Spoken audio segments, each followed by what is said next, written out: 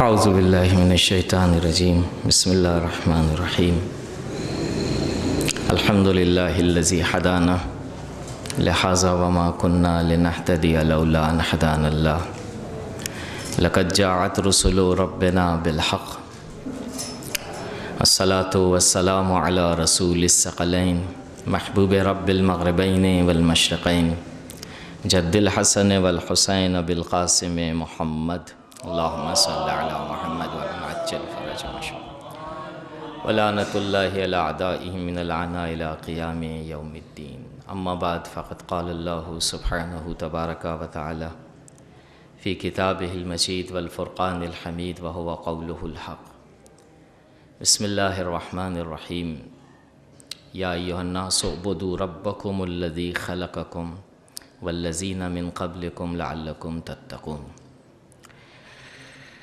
چوتھے امام کی مناسبت سے ان کے لقب کا انتخاب کرتے ہوئے نشست کا انعقاد کیا گیا ہے، اور ہم سب جانتے ہیں کہ ہر امام خصوصی طور پر اسپیشلی طور پر ان حضرات کے القابات اپنے زمانے کے اندر مشہور ہوئے، خود ان کی شخصیتوں کے لیے امیر المومنین کی نسبت اپنے طور پر، دوسرے امام کی نسبت اپنے طور پر، تیسرے امام کی نسبت اپنے طور پر، اور چوتھے امام کی نسبت اپنے طور پر۔ لیکن چوتھے امام امام زین العابدین علیہ السلام کا جو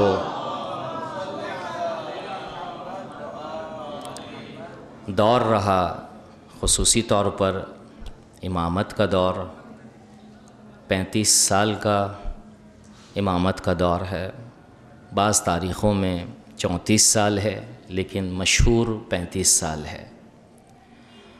دوران امامت آپ کی زندگی کا جو انداز تھا، اسٹائل تھا، اس انداز کی روشنی میں آپ کو مختلف القابات دیے گئے،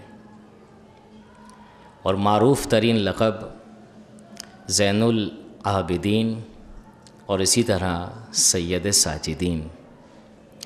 خود یہ دونوں لقب اور القابات کافی وافی اور شافی ہے ان حضرت کی شخصیت کو روشناس کرانے کے لیے۔ دوسرے الفاظ میں ان کی شخصیت پر روشنی ڈالنے کی زیادہ ضرورت نہیں، بلکہ یہی 2 لقب کافی ہے کہ وہ انسان کہ جو عبادت کرنے والوں کی زینت قرار پائے، وہ انسان کہ جو سجدہ گزاروں کی، سجدہ کرنے والوں کی نسبت اپنے حوالے سے سید حساب ہو، سربراہ حساب ہو اور سردار، تو وہ انسان کیسا انسان ہوگا؟ یہ دونوں خصوصیتیں اول قرآن سے لے کر آخر قرآن تک عزیزوں خداوند عالم نے ہر بندے سے ڈیمانڈ کی ہے اپنے اپنے طور پر۔ بندے ہو جاؤ یعنی بندگی خدا کو اختیار کرو، اور بندگی خدا ممکن نہیں مگر سجدہ گزاری، یعنی سجدہ کرو۔ اسی سجدے کے حوالے سے میں اور آپ سب جانتے ہیں، مختصر سی نشست ہے ہماری، کہ انی جاعل فی الارض خلیفہ، قرآن مجید میں خداوند عالم کی جو آواز آئی، خداوند عالم نے جناب آدم کے پتلے کو قرار دیا اور اس میں اپنی روح کو پھونکا۔ وَإِذَا نَفَخْتُ فِيهِ مِن رُوحِي فَقَعُوا لَهُ سَاجِدِينَ۔ کہے ملائکہ جیسے ہی اس قالب میں، اس اسٹرکچر میں، اس آدم کے پتلے میں اپنی روح کو میں القاء کروں اور پھونکوں، بلا کسی فاصلے کے جھک جانا یعنی سجدہ کرنا۔ جو سب سے پہلا حکم آیا وہ سجدہ کرنے کا حکم آیا، البتہ خدا کے سامنے سجدہ، اور اسی طریقے سے ایک سجدہ وہ کہ جو جناب آدم کے سامنے سجدہ، لیکن جناب آدم کے سامنے سجدہ در حقیقت خدا نے اپنے حکم کے سامنے جھکایا ہے۔ ہرگز ایسا نہیں کہ انسان کے سامنے انسان کو جھکنے کا حکم دیا ہو، بلکہ اس سجدے کو اگر تھوڑا دقیق انداز میں دیکھا جائے تو آسان الفاظ میں منتقل کیا جا سکتا ہے کہ ایک سجدہ وہ ہوتا ہے کہ جو رب کے مقابلے پر ہوتا ہے، یعنی رب کے لیے ہوتا ہے، پروردگار کے لیے ہوتا ہے، اور ایک سجدہ وہ ہے کہ جو پروردگار سے ہٹ کر ہوتا ہے، اس سجدے کو کہتے ہیں سجدہ احترام، سجدہ عزت۔ یعنی دوسرے الفاظ میں خداوند عالم نے یہ سجدہ کروا کے ملائکہ سے جناب آدم کے پتلے کے سامنے جب روح القا ہوئی ہے اس قالب کے اندر، تو خداوند عالم دوسرے الفاظ میں گویا یہ کہنا چاہتا ہے کہ اے انسان تو عزیز ہے اور شریف، تو ہے مکرم، تو ہے صاحب کرامت، تجھ سے بڑھ کر کوئی وجود میں نے خلق نہیں کیا عظمت کے لحاظ سے۔ لقد خلقنا الانسان فی احسن تقویم، سورہ 3 کے اندر آواز آئی۔ بس قصہ مختصر، چوتھے امام کی نسبت زین العابدین کا لقب اور پلس سید الساجدین یہ معروف ہیں۔ ایک اور لقب بھی ہے کہ جو انہی دو لقب سے ریلیٹڈ ہے، معنی کے لحاظ سے، میننگ کے لحاظ سے، مفہوم کے لحاظ سے، وہ ہے ذی الصفانات، زال یہ الف لام اور سے، فے نون الف اور تے، ذی الصفانات۔ ذی الصفانات کسے کہتے ہیں؟ ایک ایسا انسان کہ جو خدا کی بندگی میں اپنے آپ کو اتنا مشغول رکھے ہوئے ہے کہ جب سجدے میں جاتا ہے تو سجدہ طولانی ہوتا ہے، ہاتھوں میں جو ہے پینے پڑ جاتے ہیں، گٹھے پڑ جاتے ہیں، پیشانی پر جو ہے نشان آ جاتے ہیں سجدے کے، گھٹنوں میں بھی اسی طریقے سے، اسے کہتے ہیں ذی الصفانات۔ یعنی دوسرے الفاظ میں تاریخ نے باقاعدہ رقم کیا ہے بہت ہی پیارے انداز میں اور واضح انداز میں کہ ان 35 سال کے اندر کربلا کے سانحے کے بعد شہادت تک جو 35 سال کا دورانیہ رہا آپ کا، تو آپ کی جو ہے ظاہری وجود کو جب لوگ دیکھتے تھے تو چہرے پر نشان ہوا کرتے تھے، یعنی پیشانی پر نشان ہوتے تھے، ہاتھوں پر نشان ہوتے، گھٹنوں پر، یہاں تک کہ جو 2 انگوٹھے ہوتے تھے پیروں کے اس پر بھی۔ کہ یہ کس چیز کی علامت ہے؟ کہ عبادت گزار کی علامت ہے، کہ یہ بندگی کی۔ لہذا جو ہے کہا جاتا تھا کہ یہ شخص کون ہے؟ کہ یہ ذی الصفانات ہے، یعنی صاحب صفانات ہے، کہ جن کے جو ہے وجود پر، ظاہری وجود پر بھی نشان ہے، خود دلیل ہے اس بات پر کہ جو ہے اللہ کا بندہ ہے۔ یہ ایک مطلب۔ لیکن یہ حضرت کی شخصیت کو اگر ہم دیکھیں تو عجیب و غریب ہے۔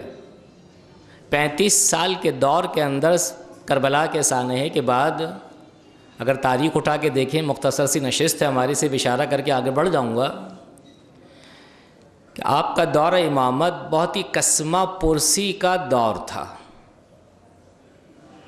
کس لحاظ سے؟ جنرل نالج کے حوالے سے آپ سے بحث کر رہا ہوں، گفتگو کر رہا ہوں، دینی معاملات کے حوالے سے، احکام دین کے حوالے سے، اور مختلف دوسرے معاشرتی مسائل کے حوالے سے۔ بہت سادہ الفاظ میں عرض کر دوں، دنیا غالب تھی اور دین مغلوب تھا، دین انڈر پریشر تھا دنیا کے۔ لوگوں نے اپنے آپ کو اس طرح سے رکھا ہوا تھا کہ دین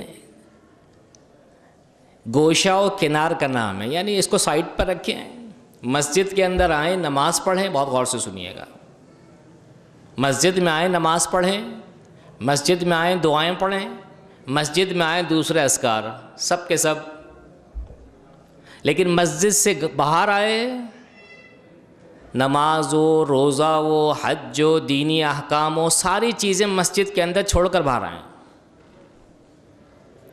آؤٹ آف مسجد دین نہیں، دین صرف محدود ہے مسجد کی حد تک، امام بارگاہ کی حد تک، حج کا جب نام لیا ہم نے تو مکے کی حد تک، بس اس سے آگے نہیں۔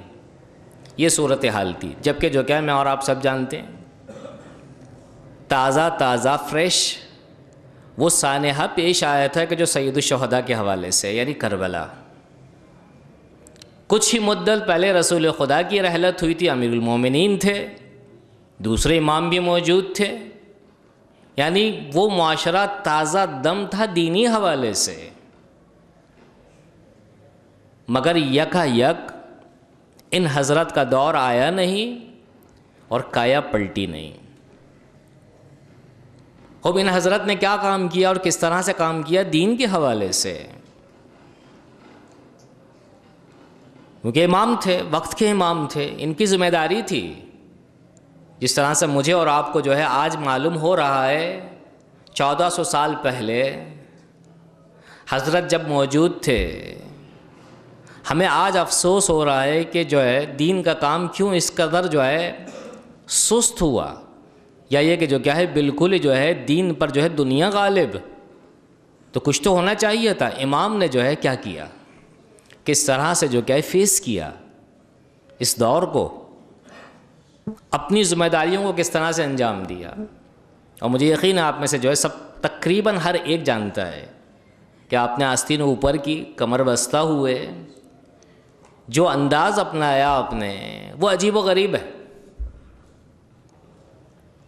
صحیفہ سجادیہ، ہر مورخ نے، ہر تاریخ نویس نے، جس نے بھی ہسٹری کے لیے قلم اٹھایا، اس کا قلم رکا نہیں مگر یہ لکھ کر آگے بڑھا، چاہے اہل تشیع ہوں چاہے اہل سنت، ہر چھوٹے بڑے جو ہے عالم نے جو ہے باقاعدہ اسے رقم کیا کہ ان حضرت کی شخصیت عجیب و غریب ہے، کہ انہوں نے جو ہے اپنے جد کے دین کو کس طرح سے پھیلایا، اس صورتحال میں کا سہارا لیا دعاؤں سے۔ آپ حضرت دعا پڑھتے نہیں، لوگ رک جاتے، ہوتے مسجد میں، مگر جو کیا ہے مسجد سے آواز آتی اور لوگ رک جاتے، قرأت کرتے تھے قرآن مجید کی، لوگ رک جاتے۔ اچھا، دعائیں بھی عجیب و غریب۔ مشکل ہمارے ساتھ ہے کہ جب دعائیں ہم پڑھتے ہیں، یا جو ہے ہم اور آپ جو کسی کے بارے میں سنتے ہیں کہ بھئی فلاں شخص جو کیا اہل دعا ہے، تو دعا کا مفہوم کیا ہونا چاہیے؟ لیکن آپ نے دعاؤں کے مفہوم میں جو چیزیں بیان کیں، دین تو بیان کیا، احکام دین بھی بیان کیے، مسائل شریعہ بھی بیان کیے، سیاست کو بھی بیان کیا ہے، حکومت کو بھی بیان کیا ہے۔ مختصر الفاظ میں اگر یاد رکھنا ہے ہمیں اور آپ کو، تو صحیفہ سجادیہ تقریباً 50 دعائیں ہیں، 50 کے قریب دعاؤں کا مجموعہ ہے صحیفہ سجادیہ۔ 50 دعاؤں کے اندر آپ کو ہر گوشہ ملے گا زندگی کا، اصول دین ملیں گے، فروع دین بھی ملیں گے، لیکن خالی فروع دین نہیں کہ مثلا میں نے اور آپ نے حفظ کر لیا نماز، روزہ، حج، زکوٰۃ وغیرہ وغیرہ۔ کیوں کر نماز، کیسی نماز، اس کا نتیجہ کیسے؟ ایک نمازی، ایک نماز گزار کس طرح سے اسے معلوم ہو کہ اسے نماز پڑھی ہے؟ چھٹے امام، امام جعفر صادق علیہ الصلوۃ والسلام،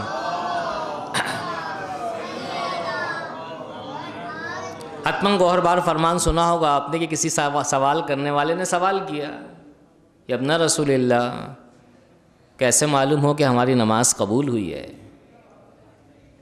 بہت ہی پیارا جواب دیا ہے کہ اپنے عمل سے جو ہے اندازہ لگاؤ کہ کتنے فیصد نیکی کرتے ہو، کتنے فیصد گناہ، تم کس قدر آمادہ ہو عمل انجام دینے کے لیے، اتنے ہی فیصد تمہاری نماز قبول ہوئی ہے۔ بہترین فارمولہ، ضرورت نہیں کسی اور جگہ جانے کی، خود ہی انسان کیلکولیٹ کرے۔ معصوم نے کہ جس کا تذکرہ بھی ہو رہا ہے خصوصی طور پر، انہوں نے اپنے جو ہے کردار سے اسی چیز کو سامنے رکھا اور پیش کیا ہے۔ کہا اپنے عمل کے ذریعے سے پہچانو تم کتنے دیندار ہو،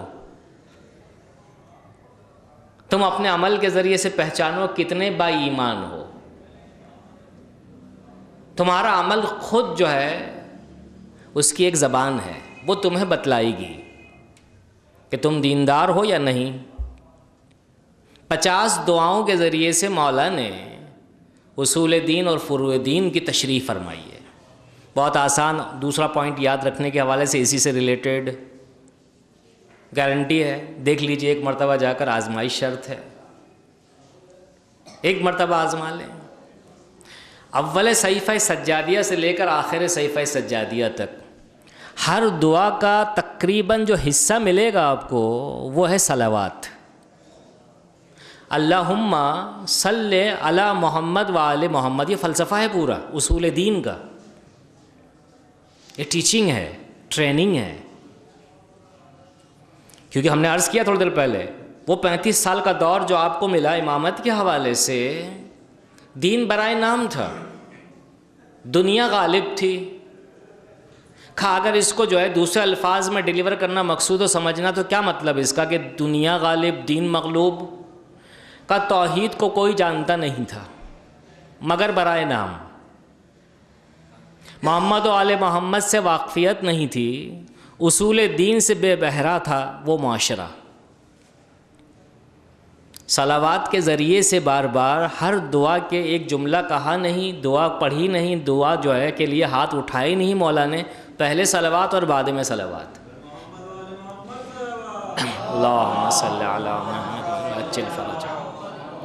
راز کیا ہے؟ راز اللہم یعنی توحید، صلی علی محمد کے جو ہے رسول کو بھول چکے تھے، ان کی شریعت کو فراموش کر چکے تھے، کہ نبوت، وہ آل محمد یعنی امامت۔ خوب اس کا نتیجہ کہاں ملے گا؟ خوب معلوم ہے کہیں نہ کہیں تو نتیجہ ملے گا۔ کہا اسے کیا کہا جاتا ہے؟ یوم القیامہ۔ مولا نے اس طرح سے جو ہے ترویج کی ہے دین کی، اور جب دین اس طرح سے ملا ہے تو وہ دین جو متزلزل نہیں ہوتا ہے، وہ پنپتا ہے، وہ ٹکتا ہے، وہ رکتا ہے، اور رکا۔ اور کس انداز میں رکا؟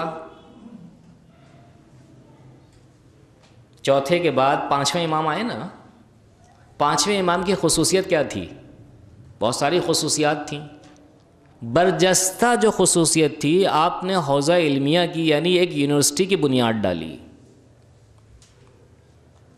علمی اور فکری جو ہے گفتگو کے حوالے سے، کہ جب اس کے بعد سے سلسلہ شروع ہوا اور چھٹے امام تک پہنچا ہے۔ وہ زمانہ آیا کہ 4 یا 4 سے زیادہ جو ہے 1000 شاگرد جو ہے امام کی جو ہے کلاس میں بیٹھا کرتے تھے اس زمانے میں۔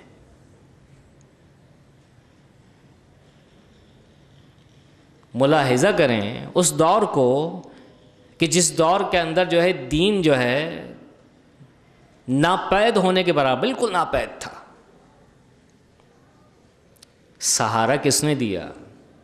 اگر تاریخ اٹھا کے دیکھیں، سید الشہداء کا جو مارکہ ہے کربلا کا، تاریک مارکہ ہے، تاریک یعنی اندھیرے والا، گہرا، بالکل چھپا ہوا، یعنی دین بالکل غائب تھا۔ 35 سال مولا نے کام کیا اپنی دعاؤں کے ذریعے سے، وہ احکام پہنچائے کہ جس کے بعد بنیاد ہموار ہوئی، بیس بنی یونیورسٹی قائم کرنے کی۔ کہ یہ کام کم ہے؟ آپ یقین کریں عزیزان من، بغیر احساساتی گفتگو کے، اس وقت ہمارے پاس یعنی اسلام کے پاس، نہ میں کہوں گا اہل تشیع بلکہ اہل تسنن کے پاس بھی، جو کچھ بھی سرمایہ علمی ہے وہ مرہون منت ہے انہی حضرت کی۔ مختلف فنون کے لحاظ سے آپ صحیفہ سجادیہ کو دوبارہ ہم یاد کرتے ہیں، صحیفہ سجادیہ کو اگر اس اینگل سے دیکھیں، کون کون سے علوم اس کے اندر ہیں، سب کچھ ملے گا آپ کو۔ قصہ مختصر، کب ایک انسان اس منزل پر آتا ہے؟ مجھے اور آپ کو دوسرے الفاظ میں اس امام ہمام سے کیا لینا ہے، کیا سیکھنا ہے؟ کا ایک ہی چیز، اگر تھوڑا توجہ کریں، کہ یہ حضرت سید الساجدین تھے، زین العابدین تھے، عبادت کرنے والوں کی زینت، خوبصورتی، کہ اس بندے خدا کی بندگی نے اسے نتیجہ دیا، اور وہ نتیجہ کس صورت میں سامنے آیا؟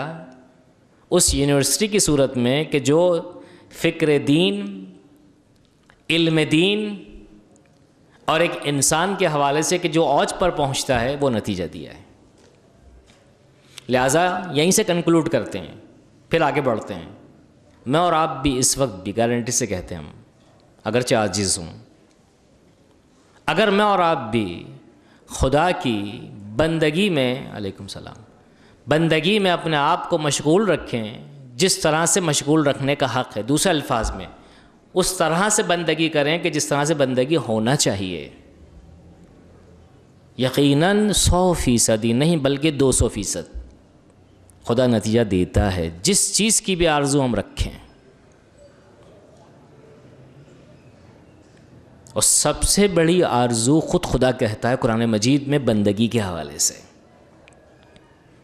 ہم زین العابدین علیہ السلام کو یاد کر رہے ہیں نا، تو یہ عبادت ہے کیا چیز؟ عبادت کا نتیجہ کیا ہے؟ سورہ ہجر آیت نمبر 99، جیسے پڑھوں گا آپ میں سے اکثر جو ہے حافظ ہوں گے اس آیت کے، وَاعْبُدْ رَبَّكَ حَتَّى يَأْتِيَكَ الْيَقِينُ۔ بہت ہی پیاری آیت ہے۔ بندگی کر اے حبیب، رسول خدا سے ڈائریکٹ خطاب ہے مگر ہم سے خطاب ہے۔ بندگی کرو اپنے پروردگار کی یہاں تک کہ تم یقین کی منزل پر فائز ہو جاؤ، تمہیں یقین حاصل ہو جائے۔ یعنی بندگی نتیجہ دیتا ہے یا دیتی ہے بندگی کس چیز کا؟ یقین کا۔ بس انسان جب یقین پر آتا ہے نا تو عجیب و غریب قسم کے آثار رونما ہوتے ہیں اس کے وجود سے۔ یقین کریں، بندگی ہوئی نہیں، یقین آیا نہیں، اور جیسے یقین آتا ہے تو یقین اپنے ساتھ چند آثار لے کر آتا ہے۔ سب سے پہلا اثر مولا کائنات علی ابن ابی طالب علیہ الصلوۃ والسلام، سب سے پہلا اثر یعنی یقین کا سب سے پہلا نتیجہ، بندگی سے یقین، خود خدا کہہ رہا ہے، اور یقین سے جو چیز سب سے پہلے حاصل ہوتی ہے، سب سے پہلا نتیجہ اور رزلٹ جو آؤٹ ہوتا ہے وہ ہے صبر۔ الصبر مولا کا فرمان ہے، اول لوازم الیقین۔ جانتے ہو ہمارا چاہنے والوں، یقین کا سب سے پہلا نتیجہ کیا ہے کہ جو اہل یقین ہوتا ہے نا، اپنے آپ کو اگر پہچاننا چاہتے ہو تم اہل یقین ہو یا نہیں، اپنے معاشرے کو پہچاننا چاہتے ہو کہ اہل یقین معاشرہ ہے یا نہیں، کا ایک نشانی بتلائے دیتا ہوں تمہیں، اور وہ نشانی ہے صبر، برداشت اور تحمل۔ جتنا زیادہ جو ہے تمہارے معاشرے کے اندر بردباری کا عنصر دیکھو، ملاحظہ کرو، تو تمہیں یقین ہونا چاہیے کہ یہ معاشرہ اہل یقین ہے۔ تم اپنے اندر مختلف چیزوں کو ملاحظہ کرتے ہوئے جب فیس کرو، اور اس وقت جو ہے ملاحظہ کرو کہ تمہارے اندر حوصلہ کتنا ہے، فوراً تو جو ہے ہمت نہیں ہار جاتے، اسی وقت تمہیں یقین کرنا چاہیے کہ تم جو ہے یقین کی منزل پر ہو، اور اسی وقت تمہیں احساس ہونا چاہیے تم بندے خدا ہو۔ جب ہر عام انسان کے لیے خدا نے یہ فارمولہ دیا ہے تو زین العبا کجا ہوں گے؟ زین العابدین کہاں ہوں گے؟ ان کی بندگی نے ان کو یقین کی منزل پر پہنچایا یقیناً، اور جب جو ہے یقین کی منزل پر پہنچے تو اثر جو ہے سب سے پہلے جو ان کے جد کا ہی جو فرمان ہے انہوں نے ضرور ملاحظہ کیا، وہ ہے صبر۔ اور صبر کو بھی اگر ہم تھوڑا سا ملاحظہ کریں دقت کے ساتھ تو ائمہ اطہار کے اقوال ملتے ہیں، رسول اسلام کے بھی فرامین موجود ہیں کہ صبر جو ہے 3 مقام پر ہوتا ہے۔ اطاعت کے مرحلے پر مثال دیے دیتا ہوں تاکہ ہمیشہ یاد رہے، صبح کی نماز، نرم و گرم بستر ہے، اور آج کا جو موسم ہے آج جو چل رہا ہے ہمارا سردی والا، اور نرم و گرم بستر ہو اور اذان کی آواز کانوں سے ٹکرائے یا کوئی اٹھائے ہمیں تو نہیں معلوم اٹھ کے دیتے ہیں نہیں دیتے ہیں۔ اٹھ گیا اللہ کے لیے 2 رکعت نماز انجام دینے کے لیے، اطاعت پر صبر ہے، خدا کی بندگی پر صبر ہے، اور یہ نشانی ہے سب سے بڑی یقین کی کہ خدا ہے، وہ بلا رہا ہے، وہ پکار رہا ہے، صرف 2 رکعت نماز کے لیے۔ بالکل اسی طرح گناہ کے مقابلے پر صبر ہے، دوسرا حصہ صبر کا، کہ انسان کے سامنے گناہ آیا نہیں مگر شیطان نے وسوسہ کیا نہیں، کہا کر گزر، مگر خداوند عالم کی آواز آئی نہیں، خبردار میرا حکم۔ اور اگر انسان نے جو ہے اللہ کے جو ہے فرمان کی اطاعت کی اور اس گناہ کو انجام دینے سے اپنے آپ کو روک لیا اور پیچھے ہٹ گیا، گناہ کے مقابلے پر صبر ہے۔ اور جہاں گناہ کے مقابلے پر صبر آئے گا وہاں یقین ضرور ہے، اس لیے کہ خدا ہے، خدا دیکھ رہا ہے، خدا سن رہا ہے، بغیر آنکھوں کے دیکھتا ہے اور بغیر کانوں کے سنتا ہے۔ اور تیسرا حصہ ہم جانتے ہیں، سب جانتے ہیں، صرف جو ہے ریمائنڈ ہے، یہ مصیبتوں کے مقابلے پر صبر۔ اور یقین کریں گے آپ حضرات، یہ 3 حصے جو صبر کے ہیں، کہ اطاعت کے مقابلے پر، گناہ کے مقابلے پر، مصیبت کے مقابلے پر، پوچھنے والے نے پوچھا کہ ان تینوں میں سے جو ہے کون سا افضل ہے یا رسول اللہ؟ اور ائمہ سے بھی پوچھا گیا کہ سب سے زیادہ جو ہے مصیبتوں کے مقابلے پر۔ ہائے واویلا نہیں کرنا ہے، شور نہیں مچانا ہے، شور مچایا گئے، شکوہ و شکایت نہیں کرنا ہے۔ کہا کس کی نسبت شکوہ و شکایت؟ کہا اللہ کی نسبت۔ کہا ہائے یہ مصیبت مجھے کیوں؟ میں تو نماز پڑھتا ہوں، روزہ رکھتا ہوں، کارائے خیر کو انجام دیتا ہوں، لیکن جو ہے میرے لیے یہ مصیبت کیوں؟ کہا اللہ کی خاطر انسان جو ہے خاموش رہے اور شکوہ و شکایت نہ کرے، بلکہ اپنے آپ کے اندر ہی جو ہے تلاش کرے کہ یہ مصیبت کہیں ایسا تو نہیں کہ میرے مختلف کاموں کی وجہ سے آئی ہو، بجائے اس کے کہ جو کیا ہے آپ اور ہم جو ہیں خدا کی نسبت شکوہ و شکایت اور انگلیاں اٹھائیں، خود اپنے اندر تلاش کریں۔ خود رسول اسلام کا فرمان ہے کہ ہر کام کی نشانیاں ہوتی ہیں، صابر کی نشانیوں میں سے ایک نشانی یہ ہے کہ ان لا یشق من ربہ، صابر وہی ہوتا ہے کہ جو اپنے پروردگار کی شکایت ایرے غیرے سے نہیں کرتا ہے، اگر ہے بھی نا تو خدا کے حضور حاضر ہوتا ہے بار الہا، مجھے معلوم نہیں کہ میرے وجود میں کون سا ایسا عنصر ہے کہ جو تجھے پسند نہیں، شاید میری خطا ہو تو مجھے خود بتلا دے۔ خدا سے گفتگو کر لے، وہی راستہ ہے۔ خدا کے بندوں کو اگر بتلانے گئے کہ خدا نے میرے ساتھ ایسا کیوں کیا، رسول اسلام فرماتے ہیں لا یشق من ربہ۔ آئیے پھر دوبارہ انہی حضرت کی طرف جن کی یاد منا رہے ہم۔ 35 سال کے دور میں ایک لحظہ بھی اپنے رب کی نسبت کسی سے شکایت نہیں کی، نہ خود خدا سے کہ خدا تو نے میرے ساتھ ایسا کیوں کیا، جبکہ جو کیا ہے آپ کی نسبت جو ہے اس سے بالاتر زیبا، خوبصورت اور مزین ترین جو ہے فقرات اور جملے اور سینٹنس معنوی لحاظ سے جو خدا سے گفتگو کے ہیں کسی دوسری شخصیت سے سنے نہیں گئے۔ اور وہ جملے کیسے ہیں؟ بار الہا میں تیرا عبد ہوں اور عبد ذلیل۔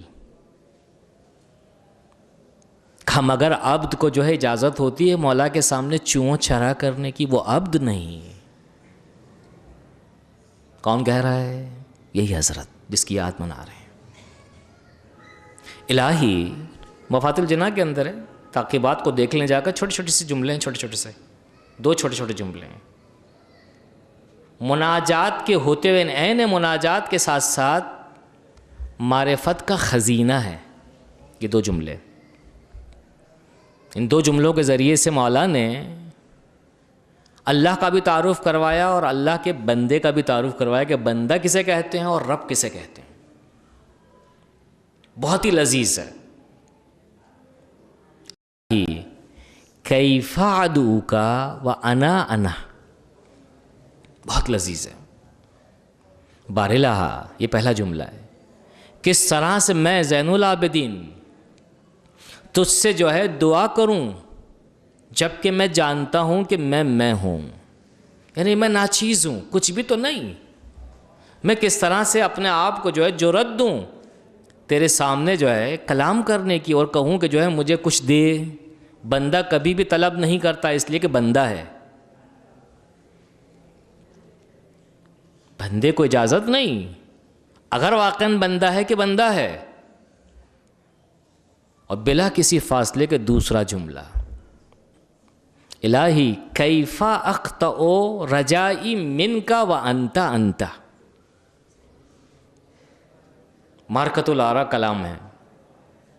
بارلہ کس طرح سے میں اپنی امیدوں کو تجھ سے منقطع کر لوں جبکہ میں جانتا ہوں کہ تو ہے. یعنی تو نہیں تو اجازت دی ہے ادعونی استجب لکم. انداز دیکھیں، خوبصورتی دیکھیں اور معنویت دیکھیں، کہاں انسان کو پہنچایا ہے. لذت دیکھیں، چاشنی دیکھیں اور شیرنی دیکھیں اس کی. پہلے مرحلے پہ کہا یہ انسان کچھ بھی تو نہیں، حتیٰ چوں کرنے کی بھی اجازت نہیں ہے. لیکن کیوں کہ دوسرے جملے میں کہا تو نے خود کہا ہے نا، لہٰذا میں نے جرأت کی ہے. کیونکہ تو نے خود چاہا ہے کہ میں مانگوں اور تو دے گا، اور تیری خصوصیت میں سے بھی یہی ہے، خاصیتوں میں سے ایک خاصیت یہ ہے. یعنی دوسرے الفاظ میں ہم انسانوں سے یہ کہا ان حضرت نے کہ جو ہمارے امام ہیں کہ ہرگز خدا کی رحمت سے مایوس مت ہو. کہا اپنے گناہوں کو دیکھو، صرف اپنے گناہوں کو. دعائے ابو حمزہ صومالی معروف ترین دعا ہے ان حضرت کی. ماہ رمضان میں سحر کے اوقات میں پڑھی جانے والی دعاؤں میں سے طولانی ترین، لیندی ترین جو ہے دعا ہے یہ. یعنی کم از کم 1 گھنٹہ کہیں نہیں گیا اگر جلدی جلدی بھی پڑھی آپ نے. لیکن میری گزارش ہے جب بات آئیے سنتے جائیے. ماہ رمضان آئے گا انشاءاللہ، خدا آپ کو حیاتی دے. 1 مرتبہ پڑھیں بس پورے ماہ رمضان میں، 2 3 فقرات پڑھیں اس کے. دعائے ابو حمزہ صومالی کشکول ہے. کشکول دیکھا ہے نا، باہر جو لے کے بیٹھے ہوئے ہوتے ہیں گداگر، کشکول لے کے بیٹھے ہوتے ہیں. کشکول کو کشکول کہتے کیوں ہیں؟ کشکول کو کشکول کہتے اسی لیے ہیں کہ اس میں جو کیا ہے، ہر جو ہے وہ چیز موجود ہوتی ہے کہ جس کو کہا جائے چیز. اب غور سے سنیے گا. ٹھیک ہے، وہ لے کے بیٹھا ہوا ہے جو ہے وہ مانگ رہا ہے، کچھ پیسے مانگ رہا ہے، تو اس میں سکے ہوں گے، نوٹ ہوں گے، جو بھی ہوگا. اس کشکول کے اندر جو ہے نوٹ اور سکوں کے علاوہ دوسری چیزیں بھی ہوتی ہیں. پیسے کے علاوہ غیر پیسہ بھی ہوتا ہے اس کے اندر. کنکر ڈال دیا کسی نے، کچھ ڈال دیا اس کے اندر، کوئی کھانے پینے کی چیز ڈال دی اس کے اندر. یعنی کوئی چیز ایسی نہیں کہ جو وہاں نہ ملے کشکول میں. ابو حمزہ صومالی جو دعا ہے ہر چیز ملے گی اس میں آپ کو، ہر چیز تو ملے گی اس میں. ایک نن مسلم، ایک عالم ہمارے کہہ رہے تھے کہ کشتی کا سفر کر رہے تھے، شپ میں تھے ہم، نن مسلم تھا ساتھ ہمارے. کہ میں کو دعا پڑھ رہا تھا ابو حمزہ صومالی، تھوڑا بلند آواز سے، اسے عربی آتی تھی لیکن تھا نن مسلم. کہ جب دعا تمام ہوئی، کہا بھائی کیا پڑھ رہے تھے؟ کہا میں دعا پڑھ رہا تھا. کہا کس کی دعا ہے، کون ہے، کیا ہے یہ؟ کہا حضرت کا نام لیا. تو اس نے کیا جواب دیا پلٹ کر؟ کہا محسوس نہیں ہوتا، مجھے یقین ہے کہ اس شخص کی جو ہے باقاعدہ دوستی ہے اللہ سے، اللہ کو دیکھ کر گفتگو کر رہا ہے یہ. کہا اس نے اللہ کو پہچانا ہے. یہ ابو حمزہ صومالی دعا. انہی حضرت کے حوالے سے جو بہت ساری باتیں منسوب ہیں، اور ہم سب جانتے ہیں، اور آپ حضرات جو ہیں ممبروں سے جو ہے سن چکے ہوں گے مختلف علماء سے، کہ جب عبادت کے لیے کھڑے ہوتے تو پھر جو ہے وہ خود ہوتے اور خدا ہوتا. بس آپ یقین کریں، پہلے ہم اپنے آپ سے کہہ رہے ہیں، بعد میں آپ سے کہہ رہے ہیں. عجیب سا لگ رہا ہے. ایک انسان کہ جو ظاہری طور پر ہم جیسا ہی، 2 ہاتھ ہیں، 2 پیر ہیں، 2 آنکھیں ہیں، 2 کان ہیں، معنوی لحاظ سے کتنا باکمال ہے، وہ کتنی توجہ ہے خدا کی طرف کہ تاریخ نویس نے لکھا، وہ بھی ہمارے اپنے نہیں، مخالفوں نے،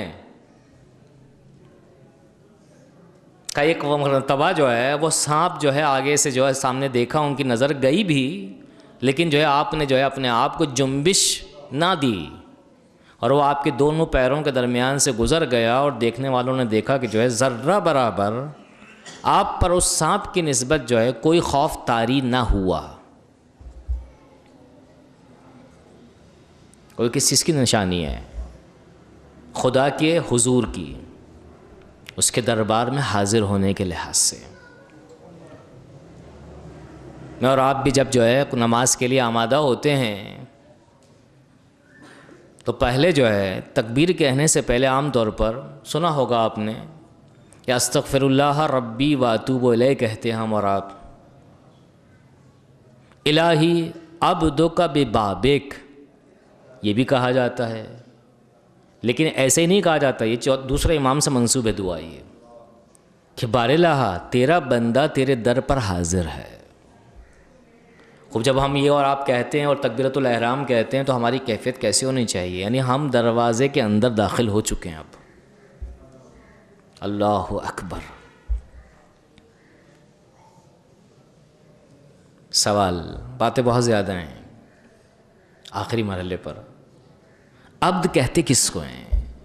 ان حضرت کو تو کہتے ہیں عبادت کرنے والوں کی زینت، ان کا مقام کچھ اور ہوگا، لیکن جو ہے کم از کم ڈیفینیشن معلوم ہونی چاہیے نا ہمیں اور آپ کو، تاکہ ہم ان حضرت کو بھی پہچانیں۔ قدرے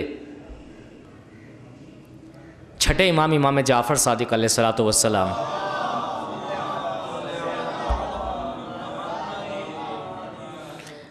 کا العبد لہو ثلاثۃ حروف، بہت غور سے سنیے گا۔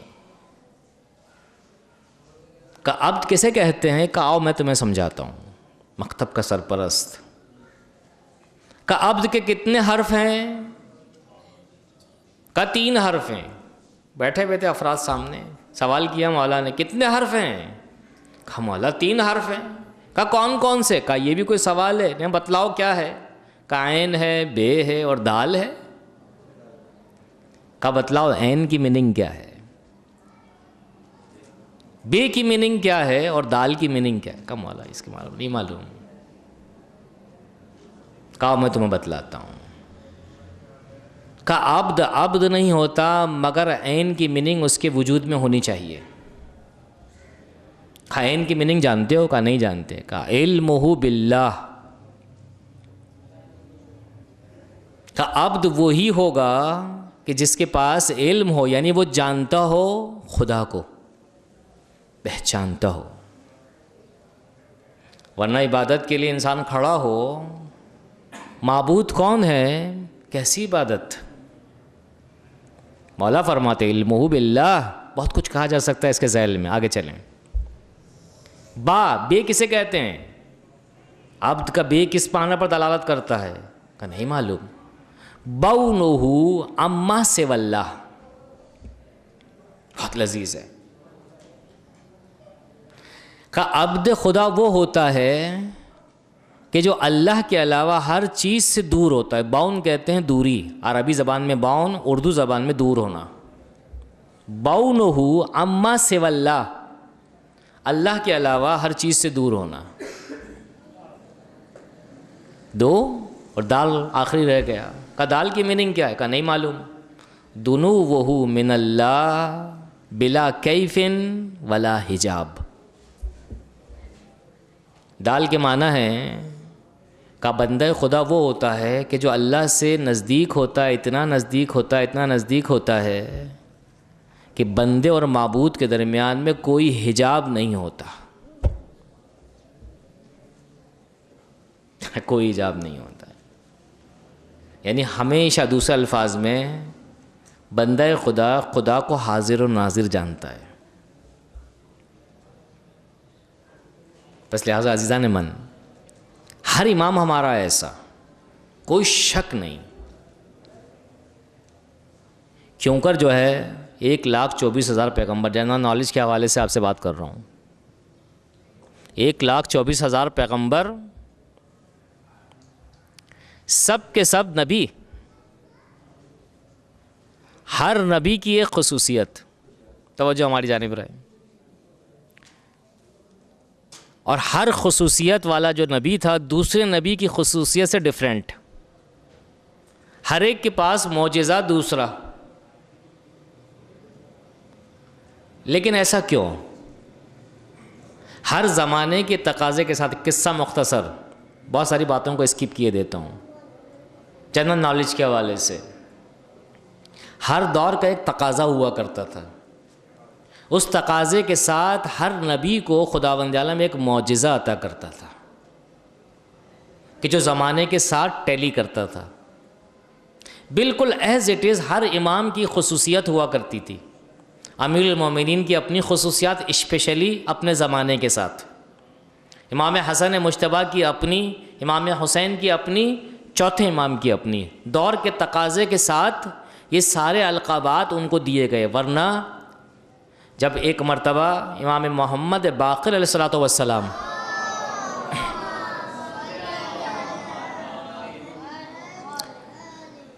تشریف لائے، اس وقت کے جب جو کہ آپ کے بابا چوتھے امام مشغول عبادت تھے، لیکن ایسی سخت اور مشقت آمیز عبادت کہ پانچویں امام ان پر لرزہ طاری ہو گیا.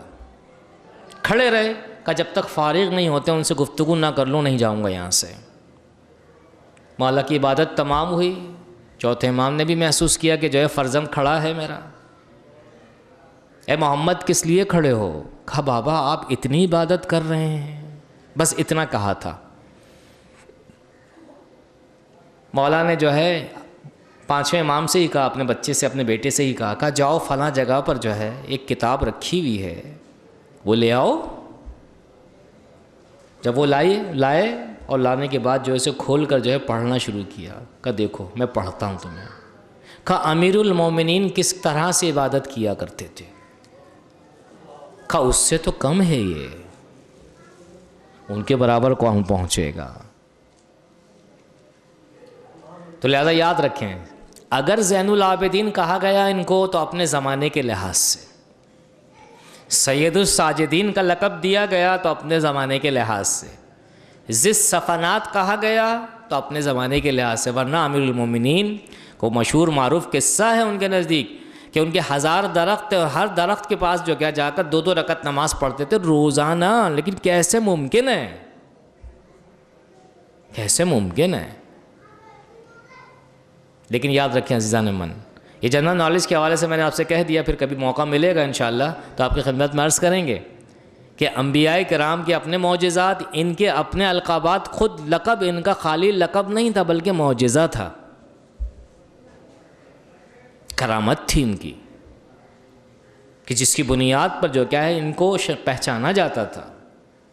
خالی ان کو نہیں، ان کے ذریعے سے اسلام کو پہچانوایا جاتا تھا کہ دیکھو اگر دین چاہیے تو یہ ہے، اسلام چاہیے تو یہ ہے، شریعت چاہیے تو یہ ہے. صلوات بھیجیں محمد و آل محمد پر.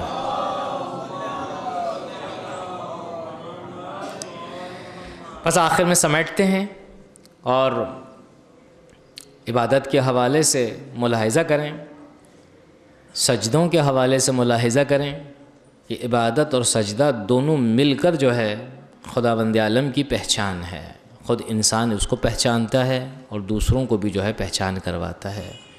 اگر ہمیں اور آپ کو دنیا چاہیے تو بندگی کے بغیر ممکن نہیں، آخرت چاہیے بندگی کے بغیر ممکن نہیں. پھر دوبارہ اس آیت کو ریپیٹ کیے دیتے ہیں، وَعْبُدْ رَبَّكَ حَتَّى يَأْتِيَكَ الْيَقِينُ. عزیزان من یقین کریں کہ ایسا ہی ہے. وہ انسان کامیاب ہے کہ جو اہل یقین ہے، جس سے معلوم ہے کہ وہ خود کون ہے اور کس معاشرے کے اندر زندگی کر رہا ہے اور اسے کیا کرنا ہے. جسے یہ نہیں معلوم کہ وہ کون ہے، کس لیے آیا ہے، کہاں سے آیا اور کہاں جانا ہے، وہ انسان نہیں مگر صرف چہرے کے لحاظ سے انسان ہے، حقیقی انسان نہیں. اس امام ہمام نے اپنی 35 سالہ زندگی کے ذریعے سے یہی بتلایا کہ اے انسان تو انسان ہے، اے انسان تو بندہ خدا ہے، اے انسان تو کسی جگہ سے آیا ہے اور کسی جگہ سے جو ہے آیا ہے اور اسی جگہ واپس پلٹنا ہے۔ یہی جو ابھی جنازہ ہوا ہے یہ خود نشانی ہے۔ روزانہ آئے دن میں اور آپ دیکھتے ہیں انا للہ و انا الیہ راجعون، جز خدا کے اور کچھ بھی تو نہیں۔ آپ لوگ مسجد میں آئے ہیں کا مطلب کیا ہوا اردو زبان میں؟ جہاں سے آئے ہیں وہیں جانا ہے نا۔ ظاہری طور پر ہماری اصلیت کیا ہے؟ جہاں سے آئے ہیں یعنی اپنے اپنے گھروں سے آئے ہیں وہیں واپس پلٹ کر جانا ہے۔ بس لہٰذا یاد رکھیں حقیقی گھر ہمارا، حقیقی جگہ اور مقام ہمارا اللہ ہے۔ اللہ کے یہاں سے آئے ہیں اور اللہ کے پاس ہی واپس جانا ہے۔ صلوات بھیجے محمد و آل محمد۔ آئیے خداوند عالم سے دعا کرتے ہیں بار اللہ ہماری اس قلیل عبادت کو قبول فرما، اعمال صالحہ بجالانے کی توفیق عطا فرما، ہمارے گناہوں کی مغفرت فرما، جو پریشان حال ہیں ان کی پریشانیوں کو دور فرما، امام زمانہ کے ظہور میں تعجیل عطا فرما، ہمیں ان کے اعوان و انصار میں شامل فرما۔ ربنا تقبل منا انک انت السمیع العلیم۔